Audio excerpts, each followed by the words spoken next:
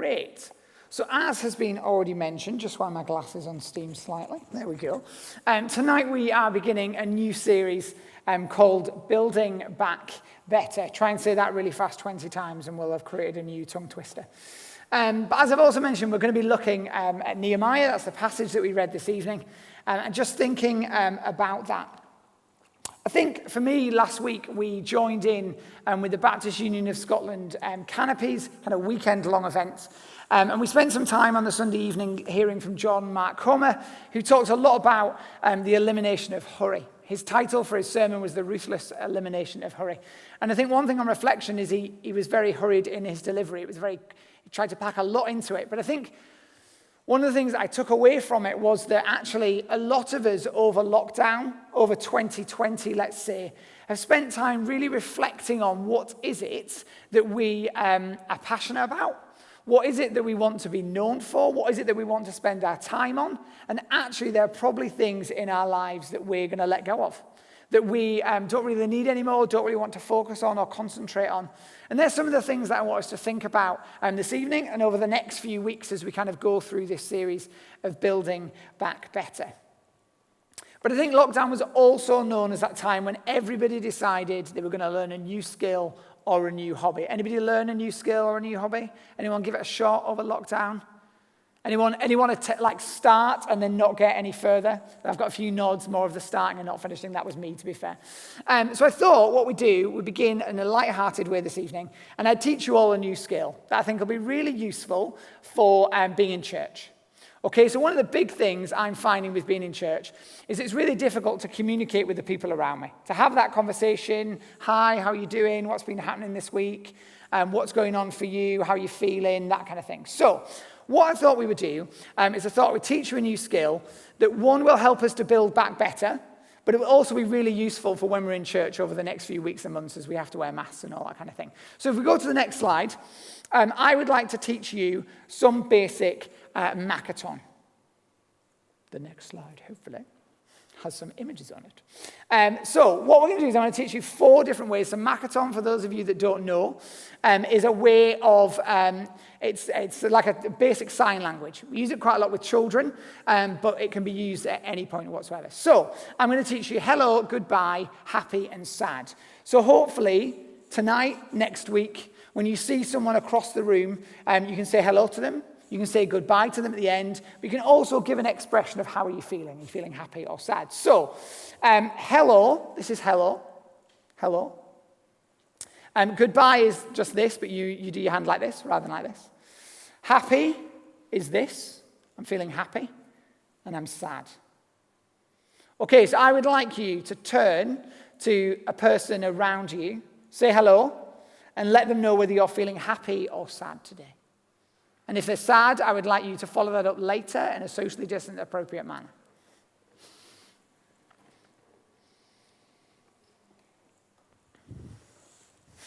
I love this. So, great. You've now all learned a new skill. If anyone asks you over lockdown or during 2020 if you learned a new hobby and a new skill, you can now tell them that you did. You learned basic Makaton. So well done. Good job. Give yourselves a pat on the back. But this evening, I don't think I'll be the first person that has said that whatever happens post-lockdown, post-2020, as we look into the new year, I'm not the first person that have said things will look a bit different. And because of that, I believe that we have a chance to do things differently, to make different choices and to change the way that things may have been for a very long time. A couple of weeks ago, I headed to a conference, virtually, obviously, that was talking all about youth ministry and how we plan and prepare for youth ministry over the next 12 months. How do we kind of do youth ministry post-lockdown? And one of the illustrations that was used that I found really helpful was this idea of the difference between building with bricks and building with sand. So the person that was speaking shared that for many years, we've built ministry or life with the bricks of institution. We've done it in a certain way because that's how we've always done it.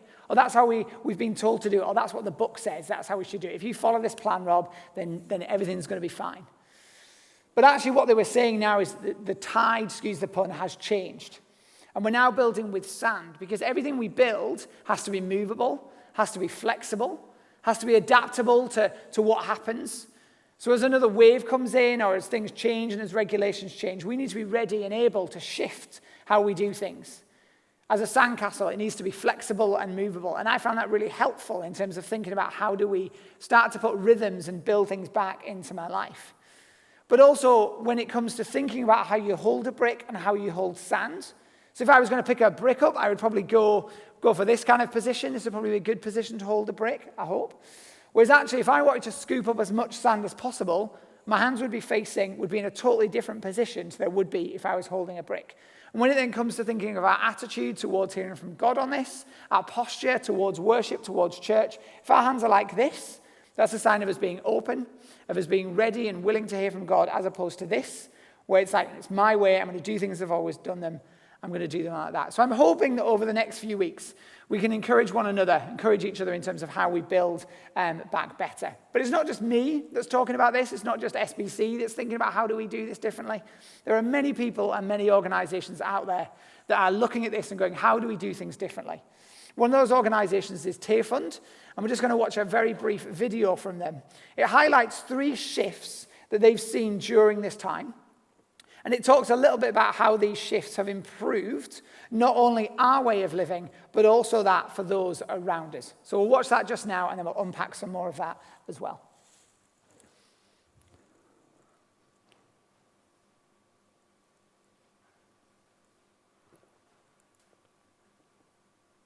COVID-19 has shone a light on how unequal our world really is. For many people around the world, lockdowns have meant cramped living conditions, loss of jobs, increasing debt, and days without food. And it's reminded us of how we've damaged God's creation.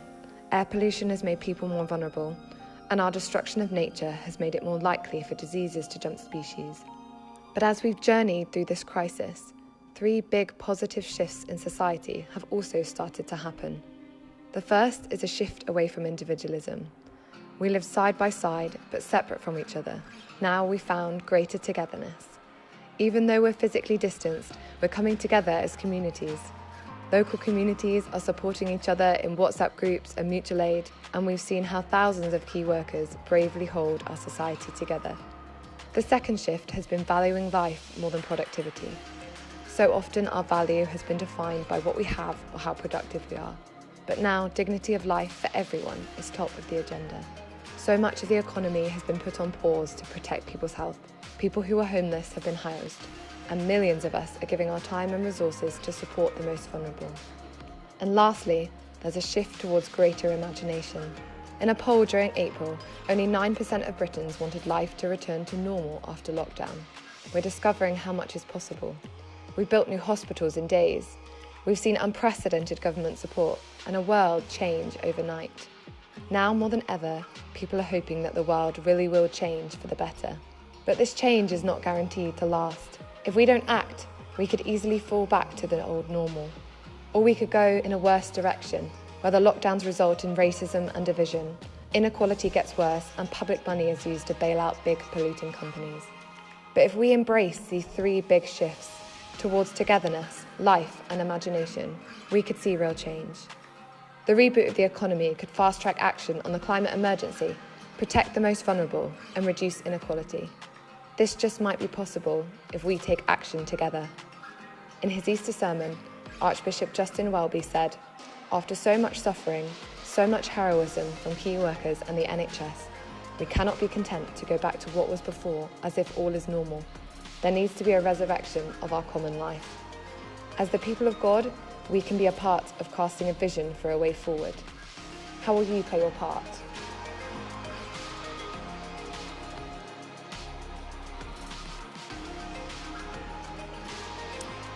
So we're going to spend the next few weeks focusing on some of these topics and using the book of Nehemiah and his experience of rebuilding the walls of Jerusalem as a way of challenging ourselves of how are we rebuilding life around us. So, what do we know about Nehemiah? Let me give you some context to that book. Nehemiah is one of those short books in the Old Testament that it can be easily to pass on by. But it tells of a very specific story of the rebuilding of the city of Jerusalem and of God's people, giving them a vision for the future. For some context, Jerusalem had been destroyed, and people, such as Daniel, of Lion's Den fame, had found themselves in foreign countries. And this is where Nehemiah appears in the story. An Israelite living in Persia, serving the king of that country, of that nation. We know that there were some Israelites still within Jerusalem, but the temple had been destroyed, and the city was defenseless with no walls to protect it. In the book of Ezra, which is just before Nehemiah, we read of how the temple was rebuilt. However, it was Nehemiah who, when he heard Jerusalem's plea and felt a feeling and a burden of God for his ancestors' city, that he decided to take action. In Nehemiah, in the first chapter of Nehemiah, and if you haven't read the whole book, I would encourage you to do so, because we're going to be dipping in and out of it over the next few weeks rather than going through it verse by verse. But we see in that first chapter that Nehemiah stands before God and he prays, asking for answers to his questions, for release from his situation, to be able to go and serve those people, to be able to work with those people to build back better. And I wonder how many of us have prayed to God to move during the last year, to see him at work in different situations, have maybe felt God give us a bigger passion or burden for something or someone. Because it's often in times of trial that we evaluate what's important, and it's these things that we need to pray for. We read on in the rest of Nehemiah that God answers his prayer. He gains favor with the king to travel to Jerusalem and assess the situation. And this is where we pick up tonight's reading. As we've heard, Nehemiah goes about assessing and vision casting in a very certain way. From the very beginning of this book, we've seen that Nehemiah knows he is not in this or to do this alone. The only way he will complete his tasks, fulfill his passion, overcome the burden that God has given him, is to do it in partnership with others. Is to do it together. Remember back to those shifts that we just seen on that video. How many of you now know your neighbors better? You feel more connected and more part of a particular community.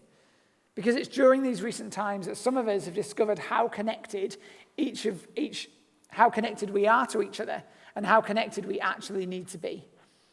It's this example of togetherness that Nehemiah gives us that I want us to look at and think through this evening. So the first thing from tonight's passage that we see and understand about Nehemiah knowing about togetherness is that he understood. Verse 17 says, "Then I," that being Nehemiah, said to them, "You see the trouble we are in, how Jerusalem lies in ruins with its gates burned. Come, let us build the wall of Jerusalem, that we may no longer suffer derision." From the very beginning, this is Nehemiah's first speech to the people of Jerusalem. Look at his language. He says, "We are in. Let us build, that we may." The impression this gives is one of togetherness, community and teamwork. There is no mention of I, because if that is what it said here, we would feel a sense of alone and independence. Nehemiah understood that they were in this together. He speaks of we and us and not you, I, or them. And I think that's really important for when we think about how we move in this direction together.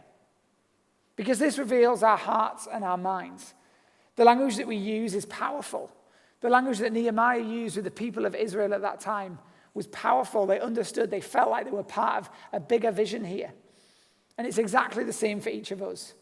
The language that we use is powerful, and even the simple small words, the single digits, the double digits, even these small words can reveal our true feelings about something or someone. And I believe that during the last 7 months, many of us have realized our interconnectedness with the world, with each other, with nature. How many of you, for that hour of freedom that we got in proper lockdown, all of a sudden noticed things in nature that you'd never noticed before? Use that time to go for a walk and value what was around you. How many of us, we saw the rise of Zoom, and how many of us had to rely on that to see and connect with family members? Or the number of online quizzes that we took part in. All of a sudden, there was a new one every week that we could do to stay connected and stay involved with other people.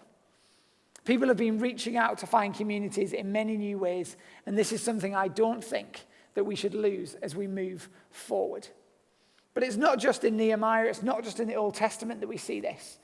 Jesus himself reminds us about the value of loving one another, of being connected to each other in the New Testament. When he's asked what was the greatest commandment, after loving God with all you are, he says, and the second is like that. You shall love your neighbor as yourself. And Paul, when he's writing to the Colossians, reminds us that above all things, we should love one another, which binds everything together in perfect harmony. He sees that this is the ultimate way. Loving, connecting, being part of a community is the ultimate way that we connect with one another. So we've seen that Nehemiah understood what he had to do. He understood the importance of togetherness. What we also see in this passage is that the people understood. Verse 18 says, and they said, let us rise up and build. Again, notice that language. Let us rise up. It wouldn't have been very encouraging or particularly useful if Nehemiah had said, we're in this together, and the people of Jerusalem had said, great, off you go, get on with it. Good luck, mate. The people of Jerusalem understood that it takes the hands of partnership to accomplish the work of the Lord, to accomplish that greater good. And over the last few months, we've seen partnership and people coming together like never before, all for that idea of a greater good and for supporting one another. Whether that was people clapping the NHS, encouraging them as they encountered situations like never before. Whether it was organizations working together to see homeless people given somewhere to sleep that was safe and warm, or communities coming together to provide for each other. One example I can think of this is I quite enjoy baking bread. Bear with me on this one. I was into sourdough before sourdough became a thing during lockdown, just to put it out there.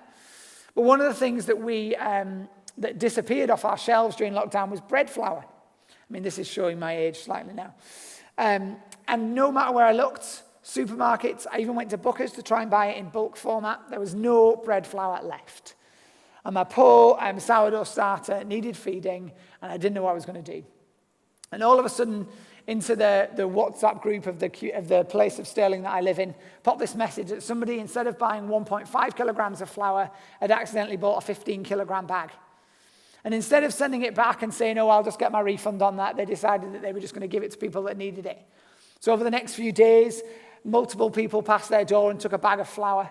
And that saved my bread baking, and I was able to bake again. Just a funny example of how that togetherness, that thinking of each other during that time, helped our community grow and that community grow. To use an old-fashioned saying, it takes two to tango. So as well as being open-minded to being part of something together, we need to lean into what that is and all that it involves. Are we willing to step up no matter what the situation we may discover or find ourselves in? Because it wasn't just that mutual understanding between Nehemiah and the people of Jerusalem. They both understood that they had a part to play in that. It wasn't just that meant they saw the rebuilding of Jerusalem, because there was a third part that they needed. And that third understanding was to understand God. And in verse 20, we see what that means. And I think this is the most important part of that understanding of connectedness and togetherness.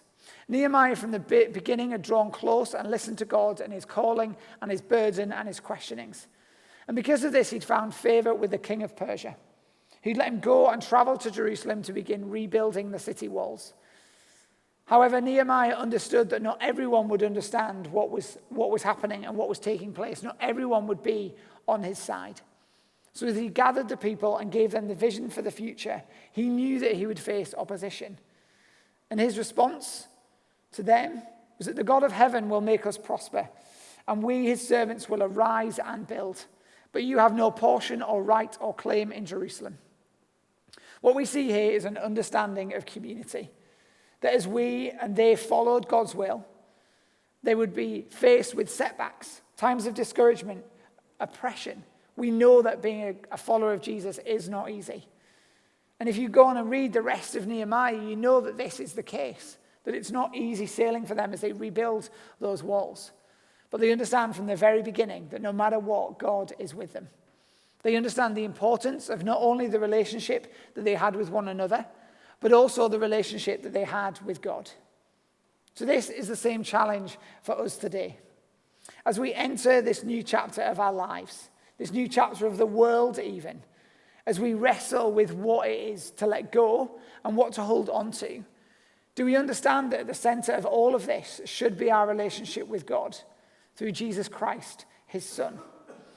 As was mentioned earlier, Justin Welby in his Easter sermon said it's this common life. There needs to be a resurrection of common life. And it's this common life that sees us look out for one another, helping and supporting one another and being together as we embrace with the world, as we move into this new time. It's this common life that as Jesus' followers we are asked to become part of. However, this common life can only come about because of Jesus, the example that we see, but ultimately the sacrifice that we know he made for each of us. Nehemiah wanted to rebuild the walls to see a better place for God's people and God's temple. We're rebuilding now to see a better earth, better community, and more people coming to know of Jesus' love for them. We want to see better connection and to understand that we are deeply connected with one another and with the whole of creation. So during this next song, we're going to take communion together. I'm going to pray for the bread and the wine at the beginning. And then as Phil comes to play the next song, I'm going to encourage you to come from the back, forward, take the elements, take them back